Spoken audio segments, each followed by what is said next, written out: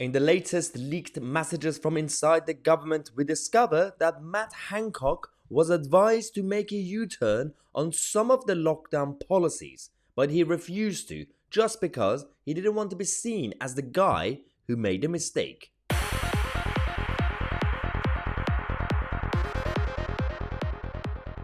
This is actually completely weird. Of all the things we've been talking about the last few days, couple of days, the leaked lockdown files and all the WhatsApp messages that has been released by the Telegraph, which ironically Matt Hancock himself leaked accidentally. This is quite funny because why do we have politicians in this country and in the West in general who are either weak and feeble or they're just completely arrogant? So, which again comes hand in hand with being a weak person.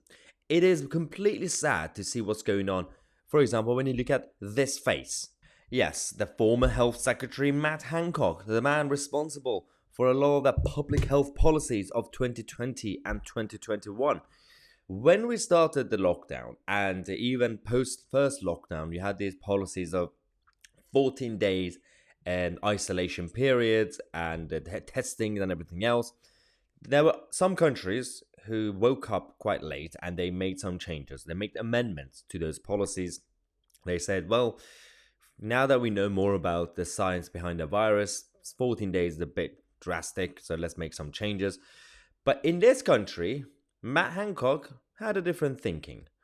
He was basically one of the messages, this is the headline essentially, one of the messages he sent.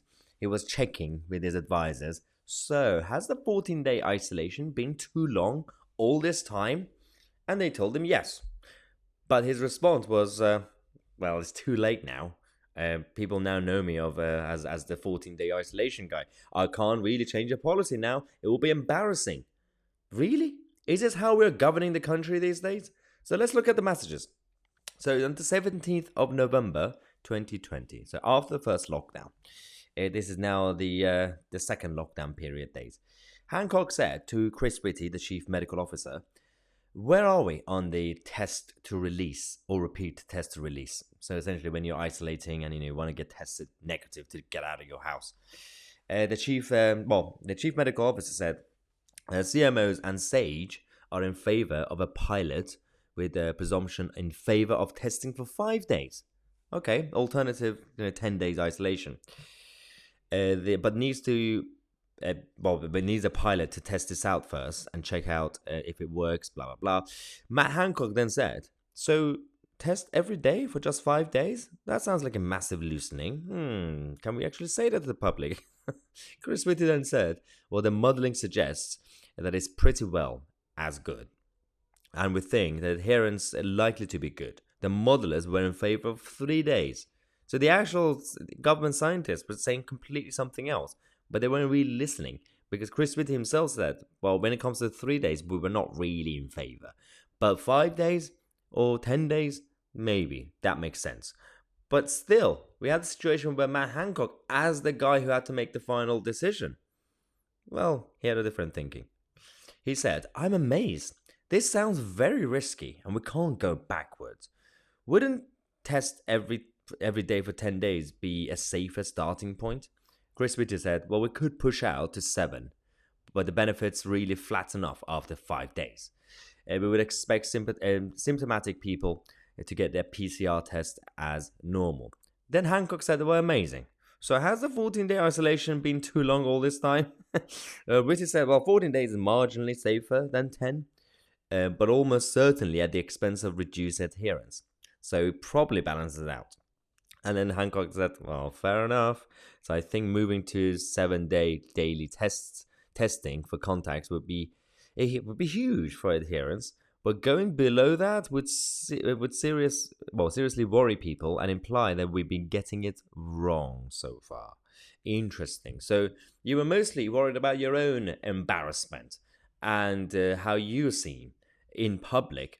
I'm not really sure that was a good excuse because throughout the whole period, the government and all other governments made various changes, various amendments to the lockdown periods, to the isolations, to the testings, to this, to that. You had the group of 6, you had Scotch eggs, you had a 10 p.m. curfew. You made so many changes. I don't think people were going to judge you that you were going to bring down the 14-day isolation period. It's absolute idiocy. It is the complete greed and selfishness. It's all about them. It's all about their own credibility or avoiding embarrassing moments. This is not how we should govern the country. It's all a joke. Anyway, when it came to the isolation, let's not forget that in total, that policy resulted in more than 20 million people, a third of the entire nation, being told to self-isolate, regardless of whether they had symptoms. So the vast majority didn't even have anything. When even they still were, but they were tested negative afterwards.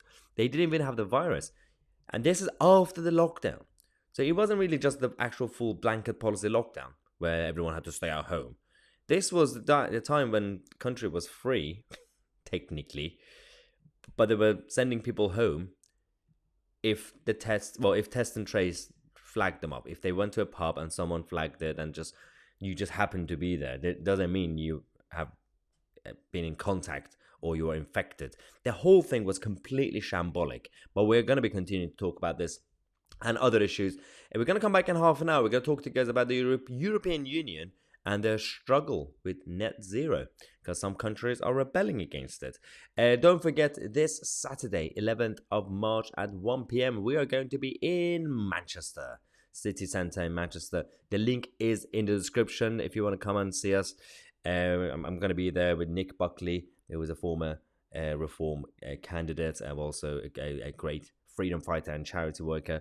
Going to be talking about all the issues surrounding the political establishment as well as the mainstream media. If you want to book your tickets, the link is in the description. I'm Mahyar, Tousi, and we are the media.